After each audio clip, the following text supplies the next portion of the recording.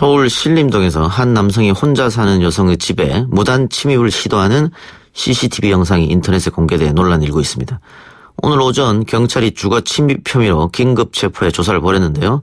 왜 강간미수가 아닌 주거 침입 혐의만 적용될 수밖에 없는 건지 전문가 연결해서 이야기 나눠보겠습니다. 승재현 한국형사정책연구원 연구위원 연결하겠습니다. 위원님. 네, 안녕하십니까. 네, 안녕하십니까. 한국형사정책연구원 승재현입니다. 예. 다들 이제 영상을 보셨을 텐데, 네네. 엘리베이터에서 여성이 내려서 집 비밀번호를 누르고 들어가는 그 순간 바로 따라가더라고요, 남성이. 그렇죠, 예. 정말 한 1초? 1초만 늦었어도 좀 큰일 날 위험에 처했던 그런 상황이 됐을 것 같은데. 네네. 이런 일이 자주 있습니까, 혹시? 사실, 지금 같은 경우에 이제 1인 가정수가 굉장히 많이 늘어나고 있기 때문에. 그렇죠. 사실 이런 부분에 대해서는 저희들이 굉장히 큰 경계심을 가지고 이제 앞으로 이런 부분을 좀 예방해야 될 부분은 분명히 있는데요. 지금 이제 그 영상을 보면 정말 위험한 상황이었고 정말 앵커님 말씀대로 1초라도 늦었다면 그래서 단 둘만 있는 상황을 상상해 보면 정말 소스라치게 놀라고 경악할 만한 상황이었고 사실 이 뒤에 있는 부분에 대해서 이제 그 피해자는 부인하고 있지만 사실 뒤에 있는 그 범죄가 혹시 자칫하면 성범죄로 이어질 수 있는 가능성이 있었다는 점은 충분히 개연성이 있는 상황이었다고 볼 수 있습니다. 예. 그러면은 집 밖에서부터 계속 따라왔다 이렇게 보면 될까요? 사실 이제 진술을 들어보면 일본 이제 언론에 나와 있는 진술을 들어보면 일행들과 술 마시고 귀가하는 중에 모르는 여성을 뒤따라갔지만 성폭행의 의도는 없었다 이렇게 진술을 하는데 사실 이 피해자의 행동을 보면 일정 시간 일정 거리를 이 피해자를 따라가는 모습이 분명히 보이고 있고 또 사실 외부와 완전히 차단된 그리고 누구에게도 도움을 요청할 수 없는 최후의 시점인 집에 들어가는 순간 그 순간 따라가서 집 문을 이렇게 막는 모습을 보이고 있기 때문에 그런 CCTV 영상으로 확인한다면 충분히 합리적이고 그다음에 충분히 합리적으로 다른 의도가 있었지 않았느냐. 즉, 성범죄의 의도가 없었다는 말보다는 증거가 보여주는 여러 가지 행동은 분명히 다른 의도가 분명히 있었다. 이렇게 보여지는 부분이 있습니다. 그 닫힌 문 앞에서도 한참을 그 문을 열려는 시도를 하는 것 같더라고요. 네네, 이제, 노크도 하고, 이제 그 자물쇠 여는 행동도 보이는데, 그러면 당연히 그런 의도가 없었다면 당연히 돌아갔어야 되는데, 그렇죠. 뒤에 있는 범행 후의 정황이라는 걸 바라보면, 진술과 분명히 배치되는 부분이 분명히 있습니다. 그런데 이게 문제가 지금 경찰이 주거 침입 혐의를 적용했는데, 네네. 왜 강간 미수 혐의가 아니냐, 이런 지적이 있습니다.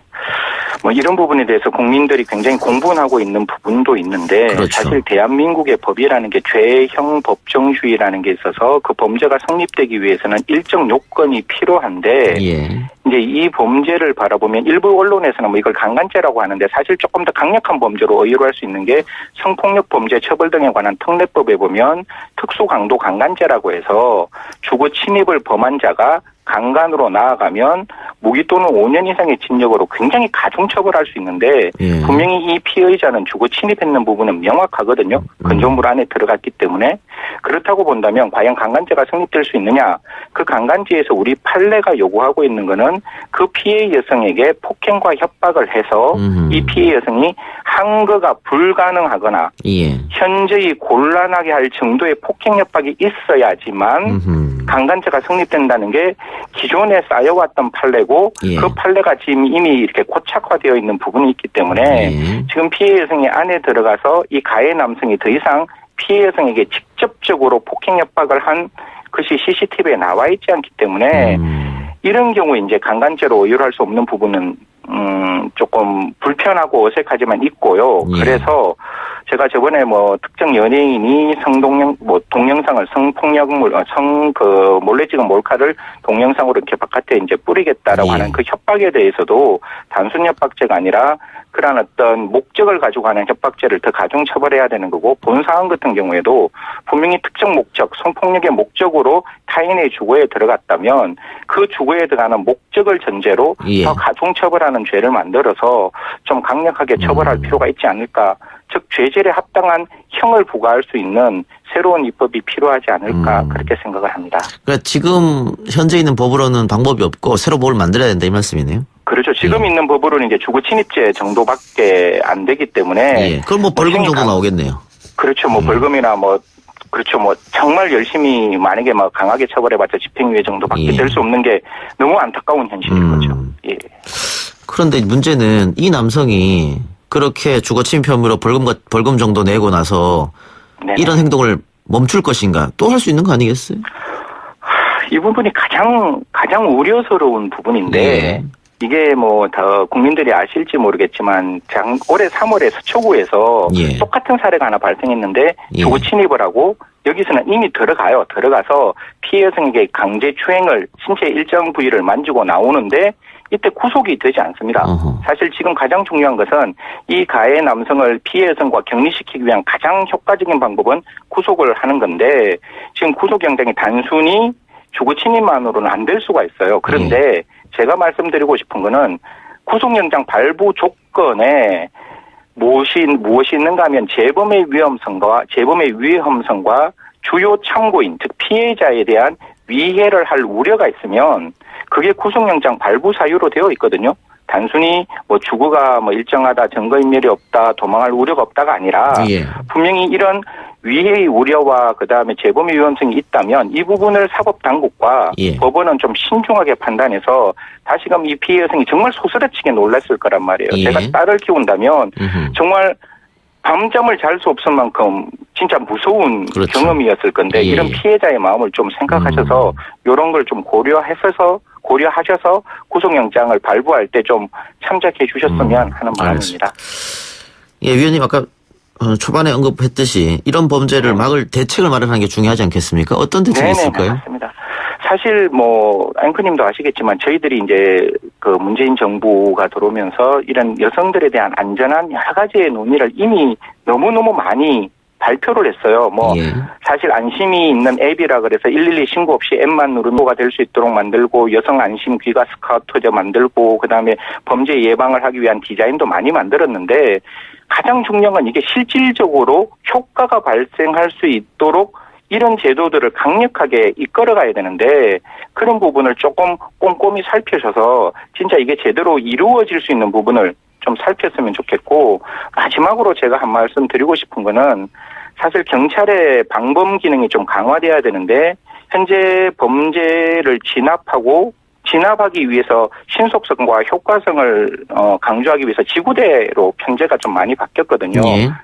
그래서 파출소라는 제도가 없었기 때문에 이런 파출소도 만들고 1인 가구가 많은 경우에서는 좀 파출소보다 좀 더 세분하게 그런 어떤 그 지역 경찰의 어떤 방범 시스템을 만들어서 실질적으로 그 피해가 발생할 수 있는 지역에 불특정하게 좀 이렇게 방범 활동을 강화할 수 있는 그런 어떤 제도를 좀 만들었으면 그래서 국민들이 체험적으로 이런 범죄로부터 좀 안전하다라는 어떤 느낌을 가질 수 있는 정책을 좀 펼쳐 주셨으면 하는 마음입니다. 위원님 오늘 말씀 감사합니다. 네, 고맙습니다. 지금까지 승재현 한국형사정책연구원 연구위원이었습니다. 이 작가야 궁금하다. 이 작가야 문자 줄게 질문다오.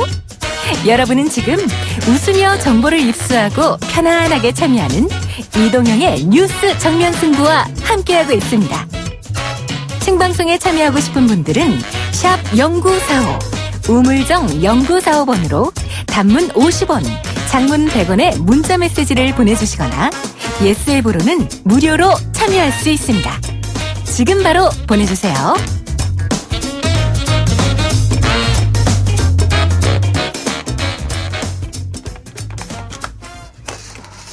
경찰청 인권침해사건 진상조사위원회가 과거 경찰이 제주 강정마을 해군기지 건설을 반대하는 주민과 시민단체 활동가들에 대해 욕설, 폭행 등 인권침해 행위를 했다는 결론을 내렸습니다.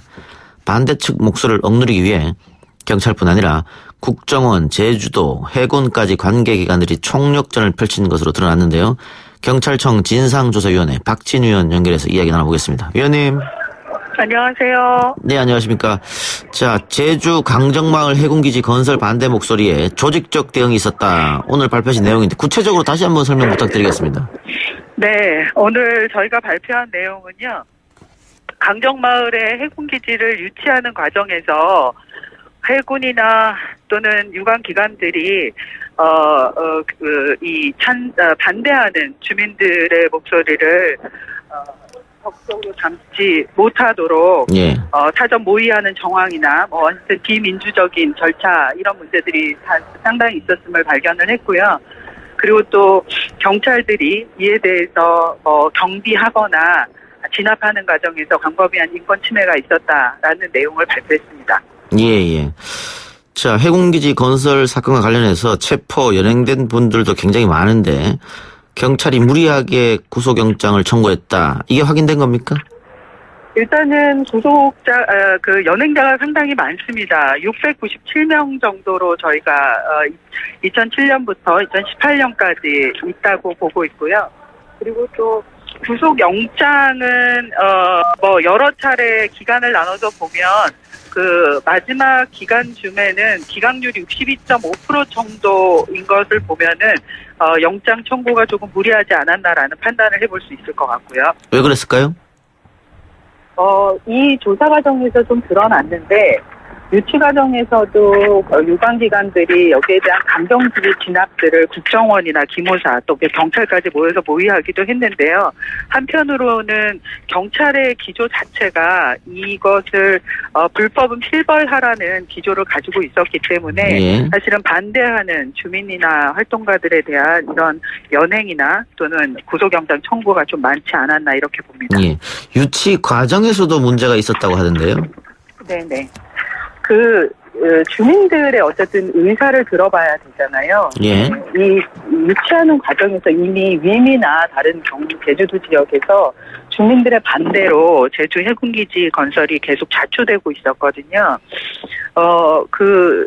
강정에서 이 해군기지를 결정하는 과정에 몇 차례 주민총회가 있었는데요. 예. 강정마을은 좀 자연불악이라서 향약이라는 게 있습니다. 마을의 일종의 규약 같은 게 있는데 마을 규약에 의하면 임시총회를 소집할 때 일주일 전에 소집을 공지한다거나 안건에 대해서 공지한다거나 이런 절차들이 있는데 최초의 임시총회에서는 급하게 임시총회를 일주일의 절차를 지키지 못하고 또는 안건 내용도 바꾸고 이런 내용이 있었고요. 예. 그래서 다시 한번 임시총회가 개최가 되는데 거기에 이제 문제적 상황이 드러나죠. 그 임시총회에서는 어떤 일이 있었냐면은 예전에도 보도가 됐는데 찬성 측 주민들이 이제 투표함을 탈취해서 그래서 임시총회 자체를 무산시켰던 일이 있었는데요. 예. 바로 요번 저희 조사 과정에서 드러난 것은 그 투표함 탈취가 있었던 바로 직전에 임시총회가 있기 직전에 해군 그 찬성 측 주민들을 만나서 사전 모의했던 정황들이 드러났습니다. 이런 것들을 봤을 때 해군 기지가 들어서는 과정에 주민들의 의사가 배제되고 그리고 또 민주적인 절차가 지켜지지 않았다. 예. 심각한 문제다라고 볼 수 있는 거죠. 예. 군까지 그런 작업에 참여했다는 건데 당시 반대 여론에 대응하기 위해 댓글 부대도 만들어졌다. 지금 이렇게 들었거든요. 네네. 예. 말씀하십시오. 그 댓글 부대와 관련된 구체적인 정황은 그 조현호 총장의 영장에서도 드러났고요. 영장에서도 이 관련해서 댓글 부대가 본청에서 제주로 파견이 돼서 운영됐다는 것이 밝혀지기도 했고 그리고 또 저희 자체 조사 결과 실제로 그렇게 파견돼서 댓글 부대가 운영됐다라는 걸 확인할 수 있었고요. 그리고 해군이 BH에 보고한 청와대에 보고한 문서에 의하면 거기에서도 사이버 대응을 해군 기지 찬성 과정의 문제에 대응하라는 이런 내용들이 포함되어 있습니다. 지금 그 최종 댓글 운영 지시자는 누군지 파악이 됐습니까? 거기까지는 저희가 파악을 못했고요. 댓글 부대가 운영됐고 댓글 작업이 있었다는 것 정도 확인했습니다. 예. 자, 경찰청 진상조사위원회는 현직 경찰관에 대한 조사 권한을 갖고 있는데요. 이 사건의 경우 당시 청와대, 국정원, 군 등 관계 기관들이 연결되어 있어서 조사가 좀 쉽지는 않았을 것 같은데 어떻습니까? 네, 맞습니다. 저희가 권한을 갖고 있는 것은 경찰청 훈령에 의해서기 때문에 현직 경찰에 대해서만 사실은 조사 권한이 있고 예. 경찰의 문서에 대해서만 접근 권한이 있는 조직이거든요. 예. 근데 사실은 진정인들이 애초에 경찰을 포함한 유관 기관들의 행위가 적정했는지 뭐 이런 것들을 요청을 했었고 이 제우주 해군기지 건설 과정부터 쭉 벌어진 인권침해 전 과정을 보기 위해서는 다른 기관의 협조를 요청하지 않을 수 없어서 예. 그래서 해군이나 관련 기관들의 요청을 드렸던 거고요. 예. 그래서 결론적으로는 사실 아주 권한 있게 그런 기관들을 의견들을 구체적으로 청취 못한 부분도 많고요. 다만 할 수 있는 범위 내에서 현직 경찰들 그리고 협조가 가능한 기관들의 의견을 청취했죠. 쉽지는 않았군요. 예, 쉽지 않았습니다. 자, 조사 결과가 발표된 이후에 강정마을 해군기지 반대 주민회에서 정부가 잘못된 제주 해군기지 추진 과정에 대해 사과를 해야 하고 또 국가 차원의 진상조사를 실시해야 된다 이렇게 주장했는데 어떻습니까? 위원님도 경찰, 해군, 국정원 이런 국가기관들에 대한 진상조사가 필요하다고 보십니까? 네네, 당연하고요. 저희 조사 결과를 봤을 때 경찰에게만 책임을 묻기는 좀 어렵다. 예. 오히려 경찰은 일종의 방패 역할을 했던 게 아닌가라는 결론에 도달했고요. 그에 앞서서 국방부 그리고 해군, 국정원, 그리고 기무사, 해경 아주 다양한 또 예. 제주도가 이 해군기지 유치 과정에서부터 또는 진행되는 과정에 어쨌든 주민의 의사를 무시하고 또는 반대하는 사람들의 인권을 침해하는 일들이 광범위하게 있었기 때문에 예. 이거는 단순히 경찰에 국한해서 권고할 문제는 아니다.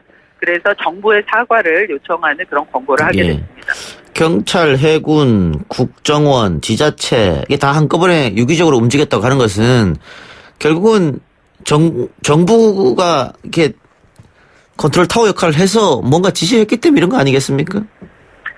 중간에 보면은 조사 내용 중에서 이것이 BH 관심사항이다라는 진술들도 있고요. 그리고 경찰이 강경 진압을 할 수밖에 없었던 이유에 대한 이 경찰 관계자들의 진술을 보면은 국정원이나 기무사에서 너무 관심을 갖고 있고 강경 진압을 하라고 하기 때문에 이건 우리로서도 자체 판단하기 어렵다 뭐 이런 진술도 있었고요.